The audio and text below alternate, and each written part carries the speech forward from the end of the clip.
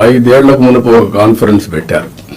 కొంతమందికి ఉండే ఆఫీసర్లకి, సీనియర్ ఆఫీసర్లకి అందరికీ జ్ఞాపకం ఉంటుంది. అదే ప్రజావేదికలో కలెక్టర్స్ కాన్ఫరెన్స్ పెట్టి ఆనాటి ముఖ్యమంత్రి ఈ కాన్ఫరెన్స్ అవుతానే ఈ బిల్డింగ్ కూలగొడతామని అనౌన్స్ చేసి విధ్వంసానికి శ్రీకారం చుట్టాడు. అక్కడ నుంచి 5 ఏళ్లు అన్ని రంగాల్లో ఒక రంగంని మిగలలేదు. నేను 4వసారి ముఖ్యమంత్రి అయిన తర్వాత ఫస్ట్ టైం నేను ముఖ్యమంత్రి అయ్యాను.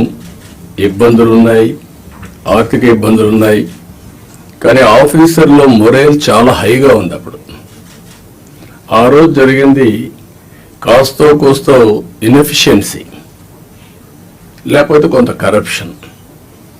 ఇప్పుడు అట్లా కాకుండా విధ్వంసం, పనిచేసే ఆఫీసర్లందరినీ పక్కన పెట్టడం, ఆఫీసర్లు కూడా బ్లాక్మెయిల్ చేయడం, ఒకటి కాదు అన్నీ కలిసి ఈరోజు ఈ స్టేజ్కి నేను ఎప్పుడూ చూడనంత ఒకటి బ్రాండ్ ఏపీ దెబ్బతినింది. ఆఫీసర్ల యొక్క మనోభావాల్ని దెబ్బతీశారు.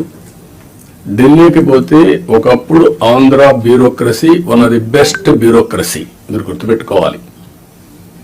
ఇక్కడి నుంచి పోయిన ఐఏఎస్ ఆఫీసర్స్ సక్సెసివ్ 3-4 ఐటీ సెక్రటరీలు అయ్యారు కంటిన్యూగా.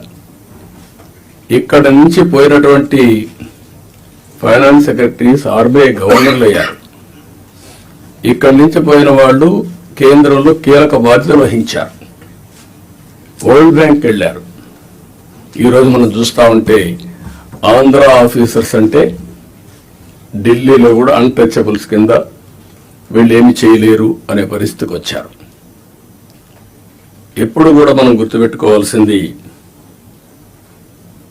నేను ఇంత మునిపే మీతో చెప్పాను,